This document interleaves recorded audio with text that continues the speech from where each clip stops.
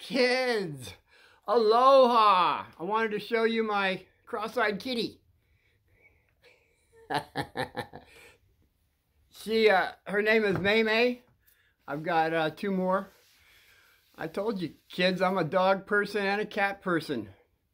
I had a mouse. I got one picture of a mouse in my hand. So there you go. I love dogs, cats, and mice. Hey, this is the way it is. So yeah, May May was put at my doorstep. She had she's a Siamese mix. She had two sisters. They were black and she was totally white. But I guess mom didn't want her or something. I don't know what the story was, but she was screaming bloody murder. She climbed up on a bamboo, little climber. She was less than a week old, screaming. So I was out watering, and I said, no, look how cute that little guy. And she wasn't getting fed, so I had a bottle feeder, you know, a baby bottles. If you kids ever had a kitty that mommy didn't want. It takes, I looked it up, how often I'd have to feed May.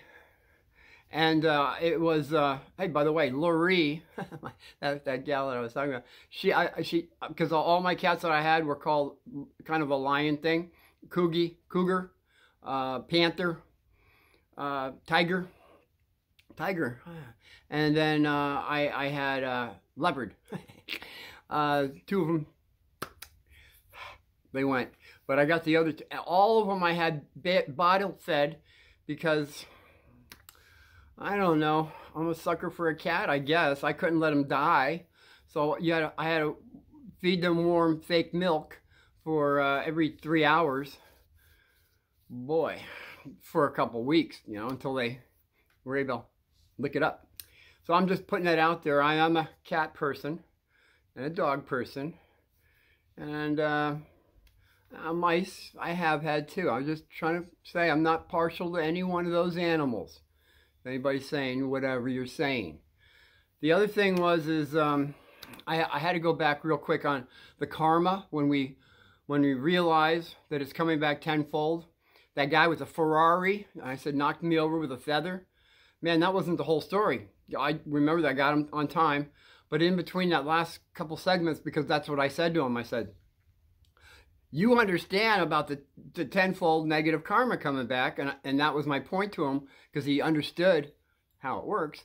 So him being a CEO and everything, that's a wise person, right?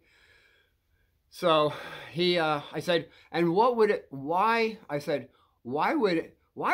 asked him from my heart, why would anybody just go for the more millions, the more goodies, on a negative side for, like I said, 30, 40, 50, I said 80 years, when you would know it's coming back tenfold, either side, tenfold.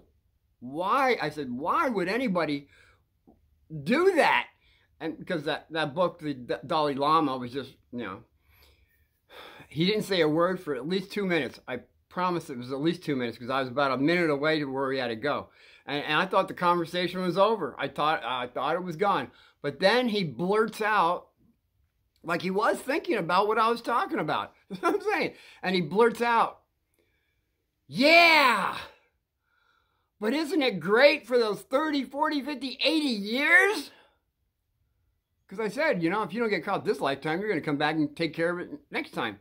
But he said to me, but yeah, wouldn't it be great for those 30, 40, 50, 80 years? I said, oh my goodness, the guy knows the law. He knows the law, but he doesn't care. See, he learned, he discerned, and then our free choice, whether we're going to be concerned about it or not concerned. Not concerned is going to be negative, guys. Being concerned is very positive, especially when it comes to karma. What comes around goes around. That's no poo. That's real stuff. That's stuff. That's real stuff. That's what I'm saying. I guess it doesn't matter where you are in the levels. People still don't care, you know, and that threw me off again, like Mustache cherub face. I don't want to call him mustache. And by the way, I got a hold of Nicky today. I called him, and he actually got a hold of me. He said he was sorry he didn't get back to me. He was on vacation and all that stuff, so blah, blah, blah. At least I got a hold of him, and I mentioned, you know, Mrs. Painter on our, the teacher that took us on the 4 6th grades all together. And he says, what kind of memory do you have? I forgot about all that stuff. I said, well, it was just something that stood out in Uncle Martin's mind because it was a very negative situation that came out positively. And so I brought up Cherub Face, and he actually said the guy's name. Wow, so he did remember. So I'm so grateful for that. I never asked Nicky if I could say his last name. I got to find out, because he does own, his dad was they had a bar, and then when he made his transition, his Nicky's sister, 4 years older, who I remember, and him split down the middle. They have a restaurant and a bar. So if you're ever in Hillsborough, New Jersey, I can't tell you the bar because I didn't get his permission. So, well, just put it on the back shelf. Excellent food, by the way. And very good selection on if you're going to drink something. So, put it on the back shelf. The other thing I was going to say is, you kids out there, I was feeling when I said aloha, I hope I said aloha, I was actually feeling, some of you kids, you little mice, you're actually doing push-ups. And I was thinking about that today. The military push-ups, I think maybe you were thinking of, where your hands are straight in front of you. There's 2 other ways of going. You have your hands this way. I can't show you. But where they're going that way and this way. Perfect.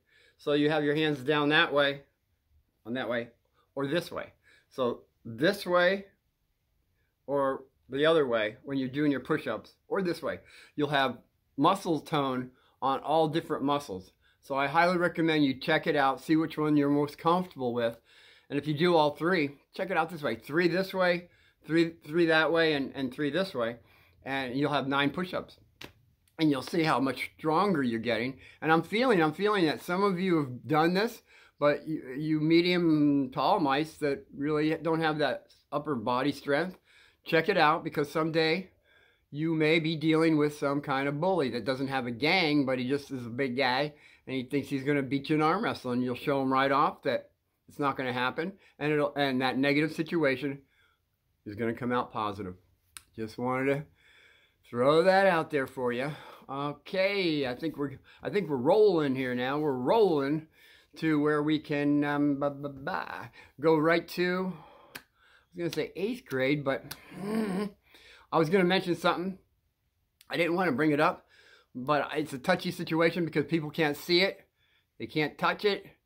And see, touch. They can't, I guess mostly a lot of people that don't see and touch things have a hard time believing. That's what I was going to say. And kids, I think all you little ones out there that are in preschool, kindergartners, probably know more about, or would understand it more. Even you 3-year-olds, 2-year-olds, 22-month-olds, I bet you, if you're listening to Uncle Martin, you might even, hey, maybe this guy's got something. The point I was going to say is, I was able to see some things when I was 3 and 4. I can't bring up now, but I was just going to say, when I brought it up to my parents, and they didn't see, and then after that, I didn't see what I was seeing. So I just want to put it out there that these things do exist. They're called elementals. And they're the little guys, the little fairies. No. The little ones. And calling anybody a fairy is, by the way, very negative. We used to have these rings on the back of our shirt. I don't think you guys have them anymore. But they called them fairy rings. And they used to pull them. And then they used to call people fairies too, which is negative. The bigger ones. The little ones, they do exist on all different planes of awareness. The Hawaiians know about it. The Irish know about it. Fairies, gnomes, elementals, all right? They're in the fire, water, air, and earth. They've been protecting Planet Terrific since it's been around, okay? I'm just giving you out some ideas to put on the back shelf and think about. because it's pretty important, because they deal with rocks, plants, animals. They're on that level also. They're here to hold a balance for Planet Terrific. They're nature. They call them nature spirits. Indians call them nature spirits. Other people call them little gnomes, little people, and that kind of stuff. So I'm just saying, most people can't see them. And what happens, kids, I'm grabbing you while you're young, that you might be seeing these things. I'd say keep it to yourself right now, just for the heck of it, because as soon as you mention it, people, I don't see anything, and you look again, they're gone. And you just don't see them again, unless you're a special person and able to do that. There are those people out there also. Shamans can do it. Many people can do it.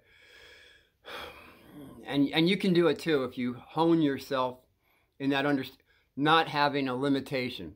We will limit ourselves if we say, I don't see it, I can't touch it. Just put it on the back shelf as a possibility, is all Uncle Martin's saying.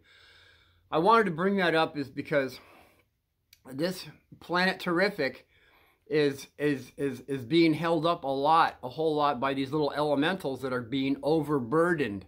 They're being overburdened at this time by the pollution of the water, the air, the land, and they're not putting up with it much more. That's what I was going to say. They're up to here. We got, you know, a little bit more, I guess, and when it's up to here, it'll be a little. I just don't want Planet Terrific to have their pants pulled down and smacked by Mother Nature. She's done it so many times before. That's what I said.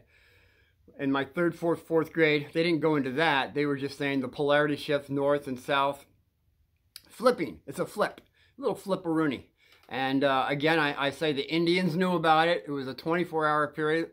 They were geniuses with the stars.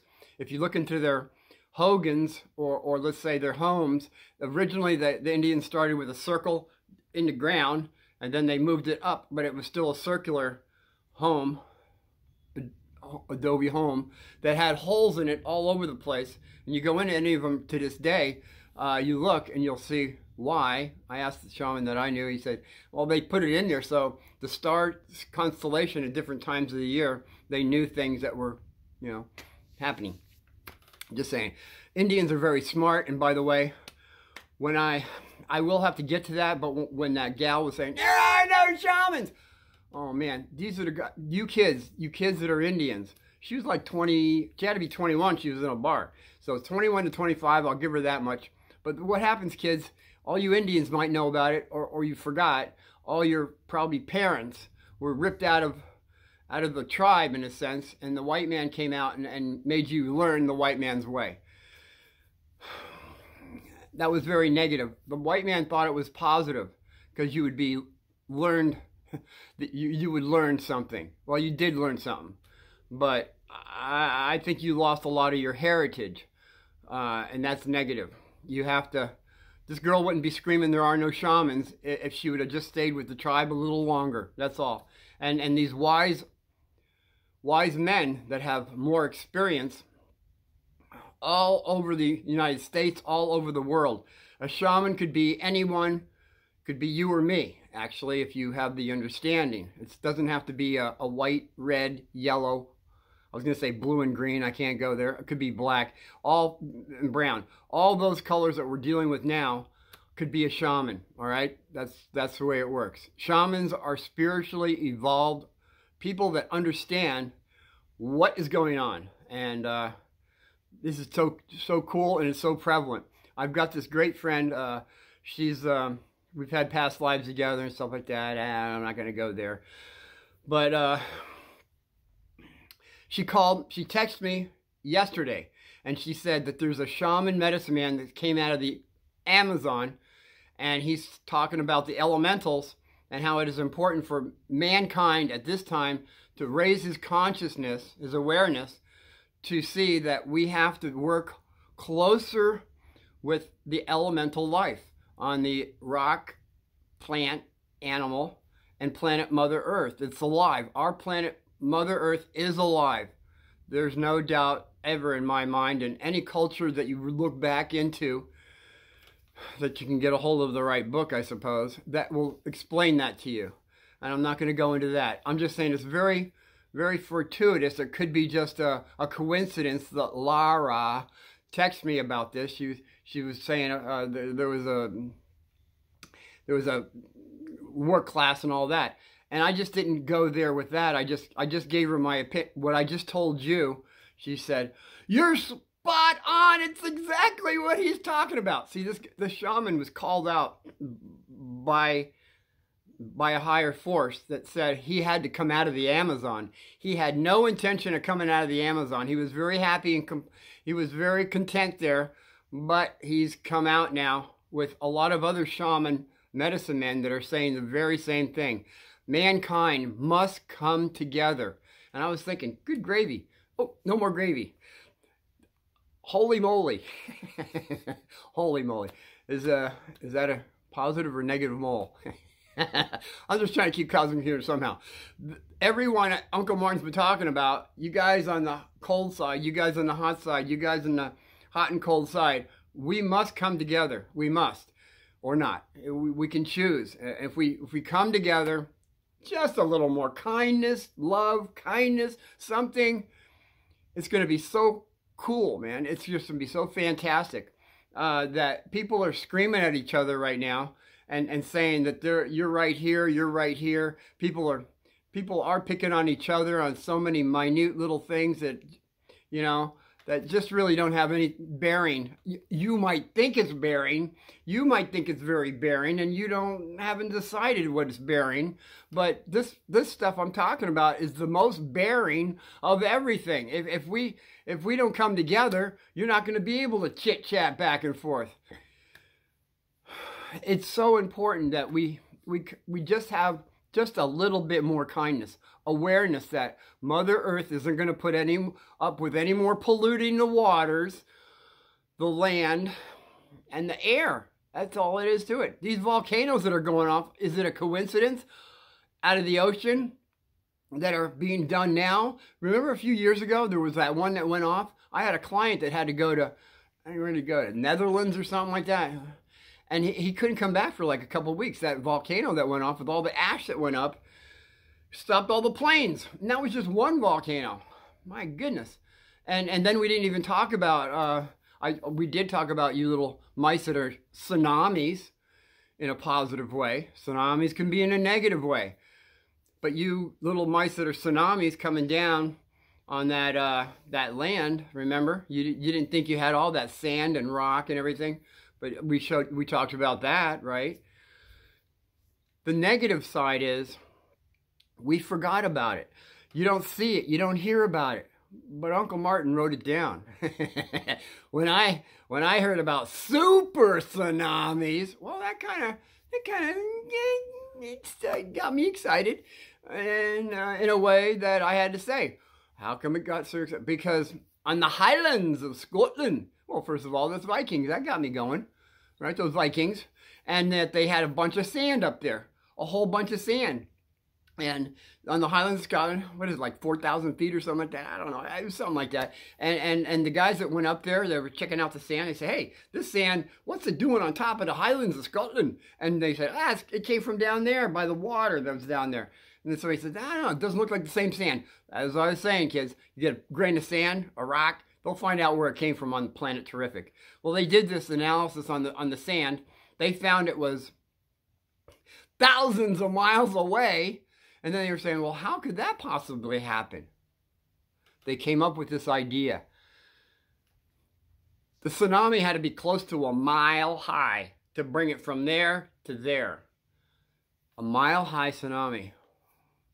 Super duper tsunamis. They've existed. They've happened. History repeats itself if you follow what history has done with the flipping of just the planet alone. I told you it was 128 times in 4 billion years, but the ones that they found the rocks on, it happened like 11, 12 times. It's proven. It's proven. And by the way, thank you. That little current event in my fourth grade, out of my fourth grades, the current event read, a baby mammoth, frozen solid, in the middle of its chew with buttercups. Well, big deal, right? I mean, big deal? Oh, really? Big deal. It was in Siberia, now that I recant this. Siberia, in the jungle, 260,000 years ago, Siberia was a jungle. Oh, imagine that. So how, that's what we were asking teacher. How could this happen? She says, well, it has to be because the scientists said so. And that's all we know. That's all we know. But it must be. So finally, when I read the book about it, it was the prehistoric red squirrel, the 10-foot prehistoric mammoth, the saber-toothed tiger, the baby mammoth. There were some other ones involved, but I don't remember that. I remember those, though. And it was, this is how it was put out there, how it could happen. This is beautiful. I forgot about all this stuff, and I got to put it out there as just something on the back shelf you might want to think about. The tornadoes that would occur at that time would be like a half a state to a state wide. That's a pretty big tornado hurricane. That would go and have the funnel go up to the stratosphere. And as we all know, the stratosphere is pretty chilly up there when we get out of our atmosphere. In fact, if you're out there out of a spaceship, I believe you got 30 seconds or less before you get frozen. So on that premise, these tornadoes, the point would be up there sucking down this cold air that would hit wherever that was, be frozen. And that's how they came up with all those little animals that were, all of them had food in their mouth. They weren't running anywhere. They were just chewing and frozen. So I'm saying whatever's happened in the past can happen again. It repeats itself. And I'm saying this time around, it's taken forever to happen. But with everything getting hotter and Mother Earth shaking as she did, because then that little picture I saw in the fourth grade, at my fourth grade, the cartoon that it was a cute little cartoon. They didn't do the flipping part, but they were saying it happens all the time, and how the weakness of the North and South was happening then, and they were moving over. Not only moving over, but other ones were happening too. So they had the little doodadders doing a thing. So our polarities have been proven to be getting weaker, while other ones are zippity-doo-dah around. I'm not trying to put a fear thing in this. I'm just saying this can be a real positive thing if Mother Nature, our elementals, are able to hold more of the balance. It's not going to be such a catastrophe. They're at the point right now, Uncle Martin's saying, they're up to here with everybody polluting them. Because the more we pollute Mother Earth, the more we do this, the less they can do holding the balance for Mother Earth. They're working to just clean up all this poo that we're throwing at them. In the air, in the water, in the earth. It's just very important that we can, you don't have to believe me, okay? I don't want you to believe me. I just want you to, hey, check it out if you can, you know. Okay, perfect. There is a book out, Polar Shift, I believe by John White. You can check that out unless they've taken it off the market. I don't know. But it explains a lot of the stuff that I've spoken about. Okay, I got a lot of books for you to check out, but I think that one's pretty important. And the other thing I was going to say, anybody that's sick, that's out of harmony, there's ways of benefiting by just one guy. I got to put it out there. Edgar Cayce. He was called the Sleeping Prophet. He went down, and it's called the Sleeping Prophet. He helped me with my dad sending me a book on dreams. It was called The Magic Mirror. You might want to check that out for dreams, how to diagnose your dreams, how they do come true. How do you deal with a warning dream, happy dream, sad dream? Warning dreams are always red, or it could be symbolic. I don't want to go into dreams. I have a ton of dreams that I've been proven in my lifetime that have saved my life. So it's more than a coincidence. Actually, if Uncle Martin gets a dream, I only went against it twice. I will never do it thrice. Oh no, it was just too negative. And sometimes we can have our lives saved like a dozen times and we're still going to go against a dream. I mean, how can you do this? I guess it's like the CEO that knows about karma coming back, but he's still happy to just keep doing it. As crazy as the sound, kids, there's things that even after we realize that are true, we still don't do it and we fall over to the negative side. So that's what I'm saying. whatever level we're at, wherever we're at, we're always going to learn. And hopefully we can stay on the positive side, the negative side. But sometimes we have to go to the negative side to see, maybe I should just stay over here. And it'll be entirely up to you if you want to stay over here or over here. I kept saying, you guys on the cold side, you can jump over anytime you want. You guys on the hot side, you can jump over here at any time. I'm just saying, please, please, please, you guys in the middle, choose hot, cold, one or the other. Can you do that for Uncle Martin? Man, oh man. And then the other thing I was going to say, with that flag thing I did on my fourth grade, when they took it out, you couldn't do the Pledge of Allegiance and all that. I was thinking about that. Every time we did, what was it? Oh, say, can you see, Star Spangled Banner? It was when, oh, say, can you see, blah, blah, blah. No, it wasn't that one. It was the America, America, America, da, da, da, da, da. That one. My mom, cried every time she cried. There was a tear coming down. If she didn't, her tears. And then I found out why when I asked her, not there, but later on, I said, Mom, why are you crying with that song? She said, son, since the flag has been around, there have been a lot of men dying for that flag. A lot of men dying for America, for the privilege to live in America. And every time I think about that, I have to cry. So at that point on, I think she even said it before I was raising that flag. And I didn't raise the flag anymore because, you know, the teach, no, we don't do that anymore. We don't do it. It's the law. Well, can I do it? I got my hands here. Can I do it one more? Okay. So I got one more time with that. And then, of course, in Boy Scouts, East Millstone, Tom reminded me, Troop 254, the Beavers! Bless his heart. I want to get a hold of that guy someday and ask him about Tucky. But we were raising the flag then, and I don't know. People are getting lawsuits for the flag making too much noise. It flaps, and you got a lawsuit, and good gravy. No more gravy. It's just that I think people forget after a while why this is the bestest United States. It can be very negative, obviously. We've done so many negative things, and we've done so many positive things. The people that just want to bring up the negative things, they're forgetting about the positive things. And all you guys on the negative side that are saying this, you would not be able to say what you're saying unless we had the right to speak what we would like to speak. I don't care if it's hot or cold. You get to speak whatever you want. And that was the whole basis behind it. You go in other countries, you try to tell anybody what you feel.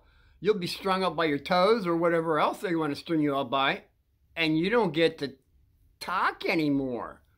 So I'm saying America is for a reason here, kids. America is for a reason here. America is a lighthouse. And that's why everybody wants to come to this lighthouse.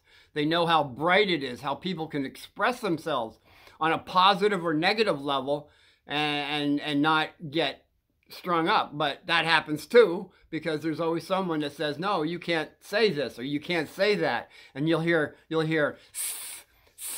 boo, boo. This is Princess Buttercup.